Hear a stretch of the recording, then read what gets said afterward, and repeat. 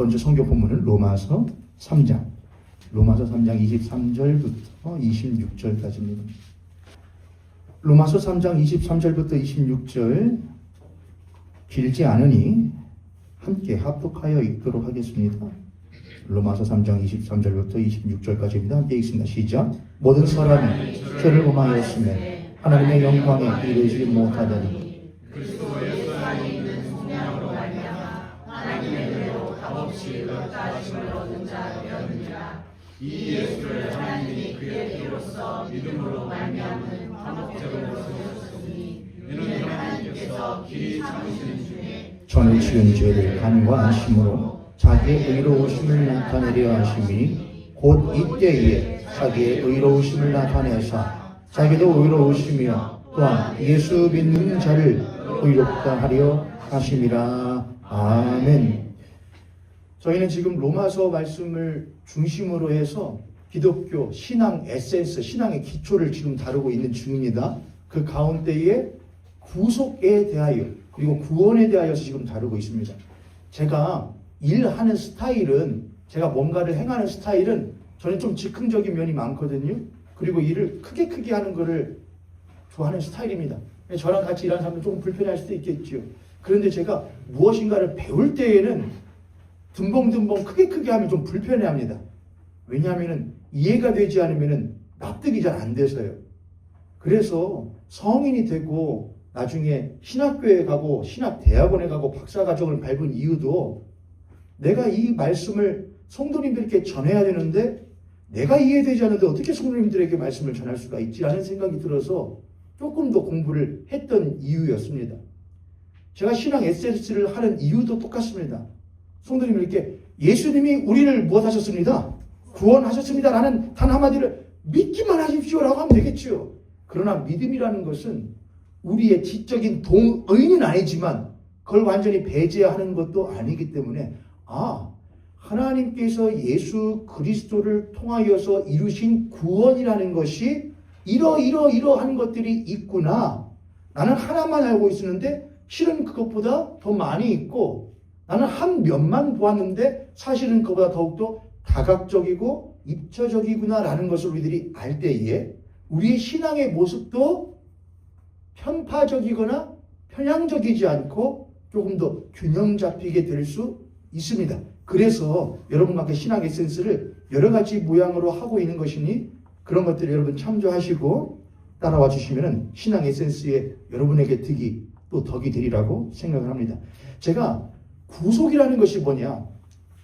우리는 구원이라는 건 뭐다? 당신 구원받았습니까? 할 때 그 구원이라는 것은 무엇의 측면이 크냐? 과정의 측면이 크다고 그랬습니다. 그래서 구원 받았고 구원을 이루어 가고 마침내 구원 받는다 이렇게 합니다. 구원을 받았다고 끝나는 것이 아니고 구원 받은 것은 시작이고 이제 그 구원을 쭉 이어가정 가운데 있고 마침내 구원받게 되는 것, 우리가 그걸 구원이라고 합니다. 그리고 그 구원의 시작점에 있는 것이 바로 무엇이냐? 구속입니다. 구속. 그 구속이라는 것 안에는 몇 개의 요소들이 담겨져 있는데 속죄, 속량, 속전, 대속 이런 말들이 있다고 그랬습니다. 속죄라는 건 무엇이다? 속바칠 속자에 죄를 써서 죄를 못하는 것이다. 무엇인가를 주어 빼내는 것을 속자로 합니다. 속바칠 속자를 쓰거든요. 그러니까 그 죄를 무엇인가를 주어 그 죄를 없이 하고 건져내는 것. 속죄. 대속은요. 대신 대자를 써서 무엇인가가 대신하여 그를 자기를 주어 건져내는 것. 대속. 속량은요. 값을 주고 못한 것. 건져내는 것. 그리고 속전은요. 값을 주고 못하는 것. 없이 하는 것. 그게 속전. 이런 의미예요. 속전, 속량, 대속, 그리고 속죄. 이렇게 있습니다. 이 모든 것들이 어디 안에 담겨져 있다? 구속 안에 담겨요. 구속. 구속이라는 것 안에 여러 가지 대속, 속죄, 속량, 속전 이런 것들이 담겨져 있고 이 구속이 구원의 어디 점에 있다? 시작점에 있다 그랬습니다. 그래서 우리들은 이 시작점에 그리스도인들에게 일어난 구속이라고 하는 것이 어떠한 사건인가를 우리들이 조금 더 지금 살펴보고 있는 와중 가운데에 특별히 속죄에 대한 분야를 우리들이 지금 이야기하고 있습니다. 속죄. 사실 이것은 교리이거든요. 교리 여러분. 기독교의 교리 가운데에 속죄 교리가 있습니다. 속죄 교리. 그 속죄 교리에 대하여서 우리들이 알고 있는 일반적인 속죄 교리가 형벌 대속 교리입니다. 형벌 대속. 쉬운 말로 하면은 이것이죠. 우리가 마땅히 받아야 될 죄의 형벌을 예수 그리스도께서 대신 받으심으로 우리를 무엇하여 주셨다? 속하여 주셨다. 건전해 주셨다가 형벌 대속 교리입니다. 그런데 그 형벌 대속 교리는 기독교 역사 가운데에 사실은 중앙 부분에 위치하는 것이에요. 이 형벌 대속 교리 말고도 몇 가지의 속죄의 교리들이 있는데 그 모든 교리가 우리들에게 사실 매우 중요한 신앙 속죄 교리들이거든요. 그래서 지난주에 이미 가물가물하시고 처음 듣는 것 같으시겠지만 지난주에 했던 것이 무슨 속죄 교리였죠? 지난주에 했던 속죄 교리가 뭐였냐면은 그리스도 승리 교리예요. 그리스도 승리자 교리.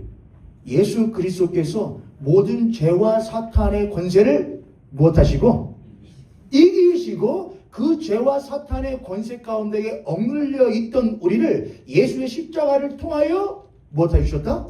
건전해 주셨다. 우리는 본래 죄로 말미암아 죄의 죄책 가운데 있을 뿐만이 아니라 더러운 사탄마귀에게 종속되어서 일생에 매여 종노릇 할 수밖에 없는 존재였던 우리를 그 크신 하나님이 예수 그리스도의 십자가를 통하여 그 죄와 사탄의 권세를 멸하시고 우리를 그 권세로부터 건전해 주셨다. 그러므로 우리가 받은 속죄라고 하는 것은 무엇이냐? 더 이상 우리가 죄와 사탄의 권세에 억눌리거나 끌려다니거나 종속되어 종노릇하지 아니하고 이제는 예수 그리스도의 십자가로 말미암아 자유함 가운데에 살아가는 것이 우리가 받은 무엇이다? 속죄다. 이게 지난주에 했던 속죄 교리였어요. 아셨죠 여러분? 예. 오늘 할 것은 무엇이냐? 기독교 역사에 제가 이렇게 지난주에 나눴었지요. 다시 조금만 복습할게요. 지난주에 나눴던 게 뭐냐면은 기독교 역사가 초대교회로부터 오늘 현대교회까지 쭉 이어지는데 초대교회 때 큰 덩이로 나누면 그 다음 중세교회 그 다음 그렇죠. 여러분 한결같지는 않으시네요. 발전 있으시구만요. 초대교회 때 중세교회 때 그리고 종교개혁 때 그 다음에 맞아요. 르네상스. 그게 이제 종교개혁 이후에 인문, 문예부흥 때, 르네상스 시대 때. 그리고 이제 나중에 근대 쪽으로 이제 가게 됩니다. 처음 초기 기독교 때는 뭐가? 예수 그리스도가 승리자시다. 모든 것을 이기신 그 승리자 교리가 대두된 이유가 무엇이냐? 그때 때는 무엇에게 압제받고 있던 때였다. 로마에게 압제받고 있었던. 그래서 초대교회 신자들은 이 로마와 같은 커다란 우리가 감히 이겨낼 수 없는 이러한 강대한 힘이 마치 죄와 사탄의 권세가 이거보다 더 크게 우리를 억누르지만 예수 그리스도가 십자가로 말미암아 우리를 자유하게 하신 것을 우리가 믿음으로 말미암아 우리가 비록 이러한 세상의 압제 가운데 있을지라도 주눅들지 말자. 무릎 꿇지 말자.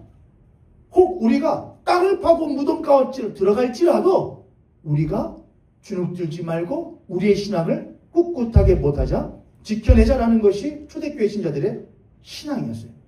중세로 오게 되면 조금 달라집니다. 그럼 중세로 말하면 이제 저희 동양이 아니죠. 그쪽 서양 쪽으로 할 때에 중세 시대에는 뭐가 가장 두드러진가 하면은 왕과 신하였습니다. 왕과 군주제였죠. 군주제. 그렇죠 여러분? 왕국이 있고 왕국에 군주가 있고 그 밑에 백성들이 있는 격차가 있었죠. 또한 봉건사회였죠. 봉건. 봉할 봉자에다가 세울 건자를 써서 봉건이라고 하거든요. 그래서 어떤 군주가 또는 어떤 높은 관직에 있는 사람이 토지나 또는 사람을 못하고 내 거야 봉해놓고 사람을 세워서 못하도록 그거를 관리하도록 시키는 이런 방식의 봉건사입니다. 그래서 지위를 주고 직분을 주고는 봉건 사회였단 말입니다. 그런 사회는 철저하게 피라미드식 사회죠. 계단식 사회죠. 계급, 직위, 왕과 신하, 왕과 백성 이런 방식이 상하관계가 아주 뚜렷한 사회였단 말입니다. 이런 사회였기 때문에 하나님에 대한 인식이 오늘날을 살아가는 오늘날은 물론 대한민국 사회와 세상은 말은 평등이긴 하지만 실제로는 평등은 아니죠, 여러분. 무엇에 의해서?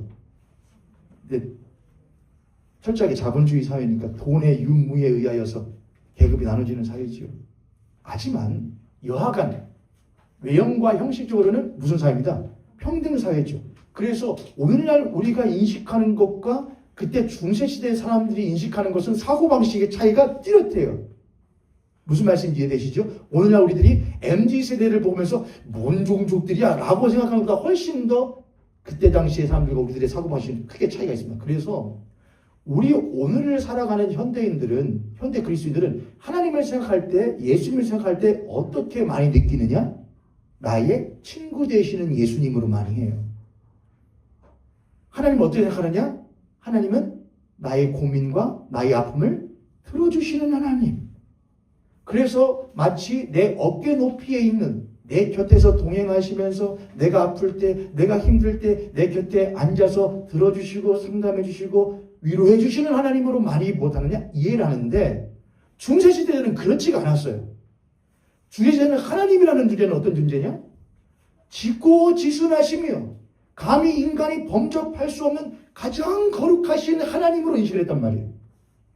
우리가 가까이 할 수 없어요. 감히 어깨를 나란히 할 수 없고 감히 내가 아픔과 어려움이 있다고 하나님 부를 수 없는 존재가 바로 하나님이었단 말이에요. 그때 당시의 인식이었어요. 그렇기 때문에 그때 당시의 속죄의 교리는 이렇게 이해가 자연스럽게 되었습니다.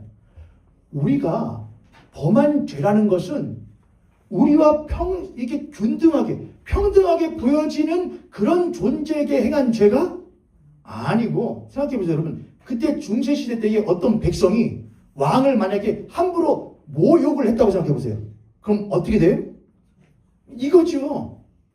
처단이죠. 감히 누구를? 왕을, 군주를? 똑같이 우리 인간이 범한 죄라는 것은 가장 지고지순한 절대적인 거룩한 존재인 하나님에게 범한 무엇이다. 알아야 돼요. 이것은 내가 주관적으로 너 어떻게 그 사람들이 그렇게 하냐? 너 어떻게 하나님이 그럴 수가 있냐? 이건 우리의 주관적이잖아요. 여러분 우리들이 교회에서 한 주간 동안 사시면서 하나님께 어떤 불신앙적인 모습을 보이셨습니까? 말로 불신앙적인 모습을 보였습니까? 그렇다고 한다면 당신은 다음 주 한 주간 동안 하루에 2끼씩만 식사를 하십시오. 그렇게 합니까? 당신이 한 주간 동안 사시면서 하나님께 손가락질을 한 적은 어떻게 이럴 수가 있어요? 불만을 표시한 적이 있습니까? 당신은 한 주간 동안 매번 하루에 한 번씩 교회에 오셔서 곤장을 한 대씩 맞으십시오. 이렇게 합니까? 그렇게 안 해요. 여러분에게 사죄의 기도의 시간을 드리고 여러분 각자 주관적인 입장에서 사죄를 해요. 하나님 내가 이렇게 잘못을 했는데 나를 무엇해 주십시오? 용서해 주십시오.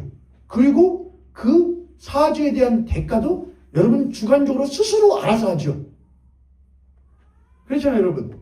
하나님이 그래 나에게 사죄를 구하니 내가 너를 용서해 주는데 그래도 조금은 매만 좀만 맞자 라는 말이 입을 여시려고 하는데 감사합니다 용서해 주시오. 사고서 우리 안 끝나잖아요 여러분. 철저하게 우리들의 사죄는 주관적이거든요. 예수 그리스도의 속죄라고 하는 객관적인 사실에 대해서 우리는 객관적으로 대하잖아요. 그러나 중세시대는 달랐어요.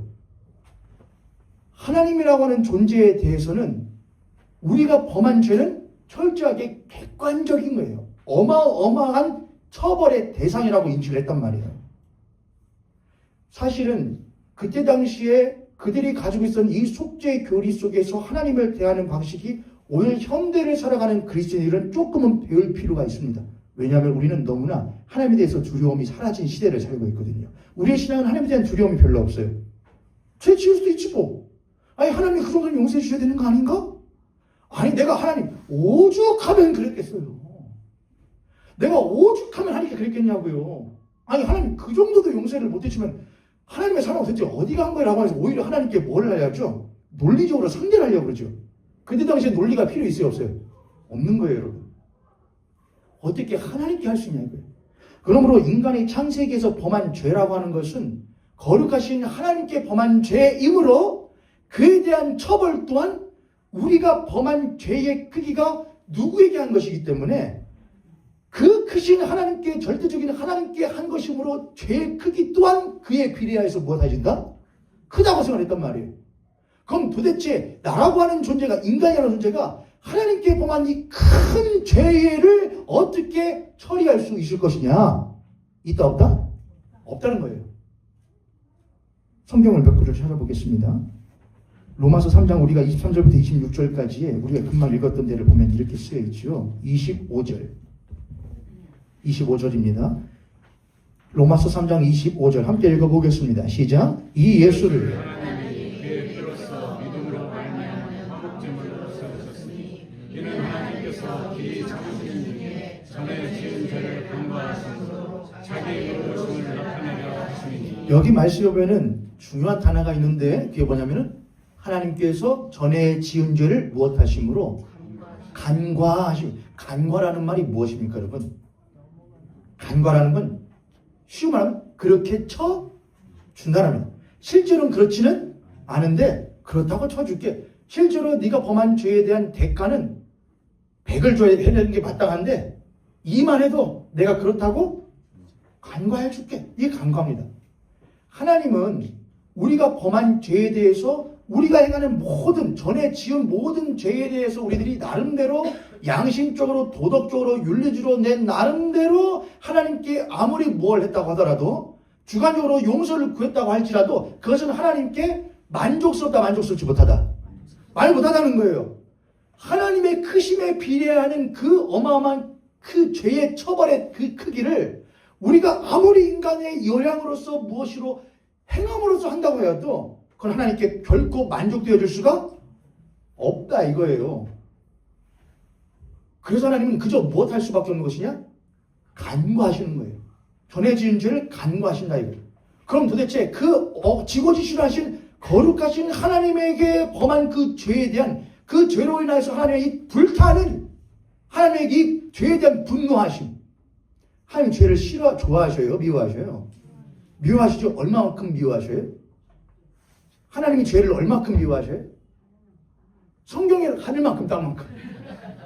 아주 적절한 대답입니다만 성경에는 또 좋은 대답이 있습니다. 뭐냐면은 자기의 아들을 무엇 하시기까지냐? 내어주시기까지예요. 우리는 상상할 수 없죠. 하나님이 죄를 얼마큼 미워하시는가? 자기의 아들을 십자가에 우리는 이렇게 인식합니다. 그리스도 십자가 교리와 그 다음에 지금 하고 있는 것이 무슨 교리냐면 만족교리거든요. 만족교리. 하나님이 무엇으로 죄에 대한 이 분노하심을 만족하시는가? 뭘로 이걸 처리하시는가? 그 다음이 우리가 잘 보는 형벌대속교리인데 형벌대속교리는 뭐에 말하냐? 하나님이 우리를 얼마큼 무엇하시기에 하나님이 세상을 이처럼 사랑하사 독생자를 못하셨다. 그건 우리는 뭐냐? 하나님이 그토록 우리를 무엇하시기 때문이냐? 사랑하시기 때문에 자기의 아들을 내어주시고 우리를 사랑하신다라고 하는 우리의 측면이지만 하나님에 대한 측면은 하나님이 얼마나 그 죄를 무엇하시기에 미워하시고 증오하시기에 자기 아들을 내어주기까지 하시느냐도 이해될 수 있다 이거예요. 이해되시죠 여러분? 하나님이 얼마큼 내가 범한 죄를 미워하시면서 심각하게 보시기에 자기 아들을 내어주기까지 하시며 하나님을 얼마나 또한 사랑하시기에 자기 아들을 내어주기까지 하시는가 우리가 이제 둘로 이해할 수 있다는 거예요. 하나님이 얼마큼 죄를 미워하시느냐? 자기 아들을 내어주시기. 우리가 아무리 수천, 수만, 수십만, 수백만의 양과 소를 바친다고 할지라도 하나님의 그 죄를 향한 분노하심을 잠재울 수가 없다 이거예요. 그래서 우리의 혈이나 우리의 육이나 우리의 행위로서는 하나님 앞에서 무엇을 얻을 자가 없다고 그랬느냐? 의롭다 함을 얻을 자가 없다고 그랬습니다. 하나님 내가 이 정도 했으니까는 아이고 하나님 좀 봐줘요 라고 할 수 있다 없다? 없다 이거예요. 그래서 그리스도인들은 늘 기도할 때에 또한 사죄 기도할 때마다 말미를 뭐라고 하느냐? 하나님 우리가 이만큼 했으니까 용서해 주신 줄로 믿습니다라고 하지 아니하고 하나님 이 모든 죄를 당신의 거룩하신 아들 예수 그리스도의 십자가의 보혈의 공로로 씻어 주셨음을 내가 못합니다. 믿습니다라고 말합니다. 그래서 25절에 이렇게 쓰여 있는 겁니다. 이는 하나님께서 처음부터 제가 읽을게요. 이 예수 십자가에 주신 예수 그리스도를 하나님이 그의 피로써 믿음으로 말미암은 하나님과 우리 사이에 무슨 제물로? 그럼 하나님과 내가 사실은 무슨 사이였는데?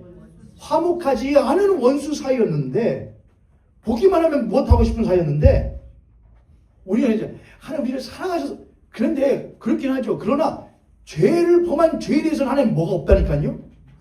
가차가 없다니까요. 원수 사이라니까요.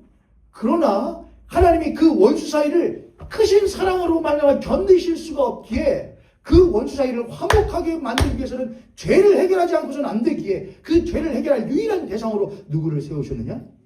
예수 그리스도를 세웠다는 거예요.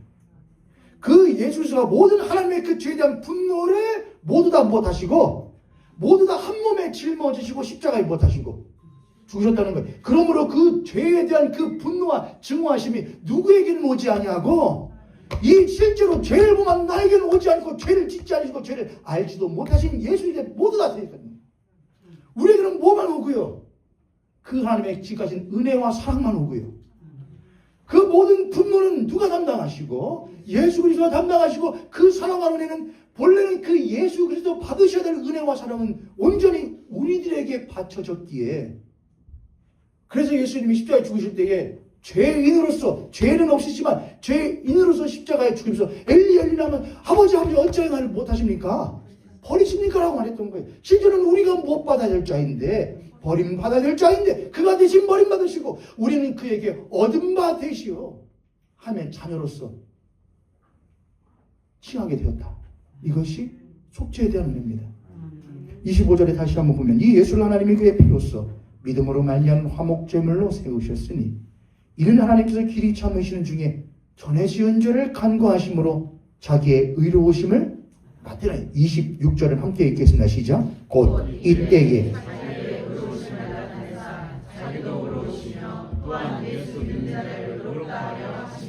누구 믿는 자를? 그 예수 믿는 자를 못하게 하시려고 의롭다 하시려고. 우리는 의로운 자인데 아닌데요? 아닌데 우리는 하나님의 사랑의 대상인데요? 증오의 대상인데요? 증오인데 누구로 말미암아? 예수로 말미암아 우리는 원수에서 자녀로 창기에서 신부로 우리는 변화됐다는 것이죠. 한 구절만 더 찾아보겠습니다. 히브리서 9장 26절입니다. 히브리서 9장 26절 함께 한번 읽도록 하겠습니다. 찾으셨습니까? 히브리서 9장 26절 함께 읽습니다. 시작. 그리하면 그가 세상을 창조할 때부터 자주 고난을 받아야 할 것인데 이제 자기를 경건의 제물로 드려 죄를 없이 하시려고 세상 끝에 나타내셨느니라. 아멘. 거기에 보면 이렇게 쓰여 있지요. 그리하면 그가 세상을 창조한 때부터 왜 자주 고난을 받아야 되냐? 위에 보면은 25절에 대제사장이 해마다 다른 것의 피로써 여기 구약을 말합니다. 구약의 시대 때에는 하나님께서 전에 지은 죄를 무엇으로 간구하셨냐면은 너희들의 지은 죄는 절대로 양의 피를, 소의 피를, 비둘기를, 곡식을 아무리 번제, 소제, 화목제, 화제 드린다고 하여도 속건제 드린다고 하여도 사실은 해결될 수 없는 것인데 내가 그 방법이라도 줬으니까 그거라도 하면 내가 그 죄를 용서한 것으로 못 해준다. 간과해 주었던 때를 말합니다. 그때에는 대제사장이 해마다 대속죄일 때마다 다른 것이라는 것은 예수 그리스도가 아닌 다른 속죄 제물로 다른 것의 피로써 성소에 들어가는 것 같이 자주 자기를 드리려고 못한다.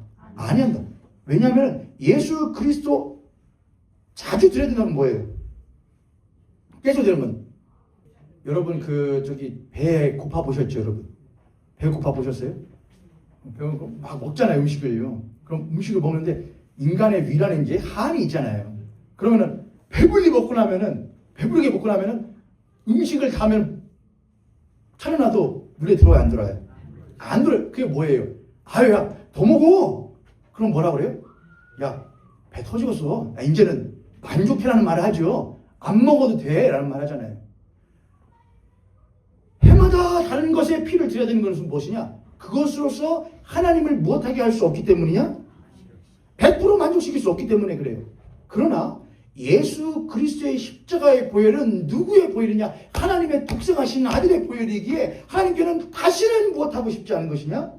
받을 필요도 없고 받고 싶지 않은 온전히 하나님의 그 증오를, 죄에 대한 증오를 만족시킬 수 있는 유일한 것이란 말이에요. 이해되죠, 여러분? 그래서 우리는 우리의 행함이나 구약성경에 했던 것처럼 또 다른 것을 할 필요가 없이 너무나 때로는 값어쳤고 너무나 가볍게 느껴질 정도로 하나님, 나의 죄를 예수 그리스도 십자가의 보혈로 깨끗하게 씻어 주시옵소서라는 말 한마디로 하나님은 그 죄를 무엇하여 주신다? 그래. 그분은 그걸 간구하시는 것이 아니라 진실로 무엇하시기 때문이냐? 만족하시기 때문에 그래. 그래.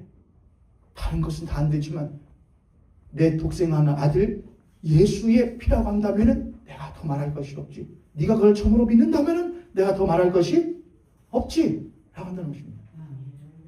그러나 오늘날 그리스도인들 가운데도 여전히 이 예수 그리스도의 십자가의 보혈의 공로를 가벼이 여기고 무시하면서 마치 그것이 구약의 대지장이 들었던 것처럼 때로는 사람들이 죄를 지을 때마다 매번 들었던 것처럼 우리에 대한 죄에 대한 자책도 없고 죄에 대한 무서움도 없이 하나님에 대한 거룩한 두려움도 없이 예수의 십자가가 얼마나 중요하고 얼마나 귀한 것인지에 대한 자각도 없이 서슴없이 죄를 지고 서슴없이 사죄하는 그 모든 것들이 오늘날 속죄의 교리를 제대로 알고 있는 그리스도인이라고 하면 그리할 수가 있겠는가? 우리가 지은 죄의 무게를 안다면 그렇게 죄를 지을 수가 있겠는가? 우리의 죄를 대신 담당하신 예수 그리스도가 누군지를 안다면 그렇게 죄 지으며 살 수가 있겠는가? 그리할 수 없다는 것입니다. 그래서 그리스도의 신앙 에센스가 필요합니다. 우리의 받은 그 속죄에는 이만큼의 무게와 값어치가 있으니 예수 믿는 분들이시여 그대들은 결코 상스럽지 않고 가볍지 않고 매우 귀중한 분들이니 귀중하게 삶을 무엇하십시오? 사십시오. 제가 분명히 아까 옆에 선생님과 앞에 선생님 보시고 인사 마지막으로 할 거라고 했는데 자 간설을 붙였죠. 아마도라고요. 옆에 선생님 앞에 선생님 보시고 그렇게 한번 우리 축복하도록 하겠습니다. 당신과 나는 예수 그리스도만큼의 귀중한 사람입니다. 누구 보실 때요? 하나님 보실 때. 그래서 하나님은 우리를 보시지 않고 우리의 외형을 보시지 않고 우리의 뭘 보신다고 했는데 중심 보시는데 그 중심에 누구인가? 너희들의 중심 가운데에 내 아들의 보혈의 공로가 있는가? 그 예수 그리스도의 제 십자가의 이름이 있는가? 그것이 하나님이 보시는 유일한 것입니다. 내세울 것 하나도 없는 아무리 인간들 사이에서는 내세울 것이 있다고 자랑할 것이 있어도 하나님께는 자랑할 것이 없고 내세울 것이 없는 우리에게는 그것이 얼마나 큰 은혜이냐 이겁니다. 그것만 보신다고 하시네요. 이러한 하나님의 만족 교리, 만족의 속죄의 교리는 우리들에게 죄라는 것이 이토록 우리 주관적으로 이해되는 것이 아니라 이건 객관적인 사실이구나. 예수 그리스도의 십자가에 죽으신 것이 객관적인 사실인 것과 같이 우리들의 죄는 하나님의 객관적 사실이구나 라는 것을 우리들은 깨달을 수 있게 해줘. 근데 단점이 하나가 있습니다. 뭐냐면은 하나님이 너무나 무엇하게 여겨진다는 것이냐? 무서운 존재로 먼 존재로 여겨진다는 거예요. 죄를 무엇하시고 미워하시고 막 그러신 그런 하나님으로 여겨진다는 거예요. 사랑이 없으신 하나님으로. 그래서 초대교회, 중세교회, 그 다음에 그 중세교회에 넘어가서 종교 개혁 시기에 들어가면서 다시금 등장한 속죄에 대한 교리가 계속 성경을 읽으면서 이해를 하려고 했더니 속죄 교리가 무엇이지? 하나님이 그렇도록 지고지순한 거룩하신 분이어서 우리가 지은 죄가 그토록 무거운 것이라고 깨달았는데 또 생각해 보니까 하나님이 우리들에게 그 아들을 주신 것을 가만히 생각해 보니 그가 그토록 죄에 대하여 심각하게 증오하시는 무서우신 하나님이신 동시에 우리를 무엇하시는 분이시구나? 사랑하시는 분이시구나. 그래서 예수를 주셨다고 하는 것을 새롭게 깨닫기 시작한 거예요. 그게 바로 우리가 교회에서 가장 많이 익히 듣고 있는 형벌 대속교리입니다. 대표적인 성경 구절 어디냐? 요한복음 3장 16절이에요. 요한복음 3장 16절 찾습니다. 요한복음 3장 16절. 함께 요한복음 3장 16절 17절을 읽도록 하겠습니다. 함께 읽습니다. 시작. 하나님이 세상을 이처럼 사랑하사 독생자를 주셨으니 이는 저를 믿는 자마다 멸망하지 않고 영생을 얻게 하려 하십니다. 하나님이 그 아들을 세상에 보내신 것은 세상을 심판하려 하심이 아니요 그로 말미암아 세상이 구원을 받게 하려 하심이라. 아멘. 요한복음은 사도 요한이 있었거든요. 근데 우리가 사도 요한의 별명이 있습니다. 뭐냐면은 예수님께 가장 사랑받은 제자라는 별명을 가지고 있죠. 그래서 사도 요한은 다른 공관복음서 마태, 마가, 누가 복음서와는 조금 다른 측면으로 예수님을 그립니다. 예수님. 근데 이 사도 요한이 요한복음 3장 16절에서 그 하나님이 예수 그리스도를 우리에게 왜 주셨는가? 라고 말할 때 하나님이 우리를 이처럼 무엇하셨기에? 사랑하셨대요. 요한복음 1장 후반절에 가면 이렇게 쓰거든요. 우리가 이렇게 한번 쳐다보죠. 요한복음 1장 14절에 말씀이 육신이 되어 우리 가운데에 거하심에 우리가 그의 영광을 보니 아버지의 독생자의 영광이 은혜와 진리가. 그러니까 사도 요한은 요한복음, 요한 1, 2, 3서 그리고 요한계시록에 쭉 이어서 보는 걸 굉장히 많이 해요. 봤다, 들었다, 우리가 만져봤다 이런 말 많이 해요. 요한 1장 1절에도 그렇게 말하고요. 우리가 봤는데 그 예수 그리스도를 보니까 아버지의 독생자의 영광이 은혜와 진리가 무엇하더라? 충만한데 우리 은혜와 진리가 사도 요한이 발견한 아버지의 독생자의 은혜와 진리가 충만한 건 뭐냐? 하나님의 사랑의 충만이거든요. 예수 그리스도를 보니까 그의 십자가의 죽음을 보니까 하나님의 사랑이 보였다는 것이 사도 요한의 증언이었어요. 그래서 사도 요한은 후대의 신자들에게 이 말씀을 나눠줍니다. 하나님이 세상을 우리와 같은 세상을 이처럼 못하사 사랑하사 주셨다. 그분은 저 죄 지은 죄인들죠. 싹 못해야 되는데 싹 쓸어야 되는데 이거 어떻게 해야지? 이거 아니고 이거 어떻게 해야지? 그러나 이토록 사랑스러운데 또한 어떻게 해야지? 라는 하나님의 이 양면적인 마음을 예수 그리스도께서 하나님 아버지 당신에 대한 그 죄의 그 크신 분노하심을 나에게 온전히 쏟으시고 당신의 그 사랑하는 자들에 관한 당신의 그 무한하신 사랑을 나를 통하여 그들에게 무엇하여 주시옵소서? 전하여 주시옵소서. 그래서 우리는 예수 그리스도를 볼 때에 하나님이 얼마나 거룩하신가와 동시에 우리가 얼마나 죄인 되었는가와 그 하나님 우리를 얼마만큼 못하시는가? 죄임에 불구하고 사랑하시는가를 예수의 십자가를 통하여 못할 수 있다? 할 수 있다. 그래야 예수 그리스도는 그 모든 우리의 형벌을 대신 못하시고 짊어지시고 십자가의 죽으심으로 말미암아 우리의 모든 죄책을 없이 하시고 사랑이 우리들에게 못하도록 하나님 사람들에게 돌아가도록 만들어 주셨다. 그게 형벌대속교리예요. 사실은 형벌대속교리는 기독교 교회에서 가장 많이 읽혀지는 교리여서 여러분들이 너무나 익숙하셔서 그럴 수 있죠. 여러분 뭘 말하는 거냐, 우리가 부모님들 명절 때 가서 뵌다고 뵐 때마다 눈에서 뭐가 나는 건 아니잖아요. 부모님 살아계셔서 너무 감사해, 설 때 볼 수 있어 너무나 감사해 이러는 분들 명절 때 계셨어요? 하고서는 머릿속으로는 저는 아닙니다. 머릿속으로는 빨리 가야 되는데 끝내고.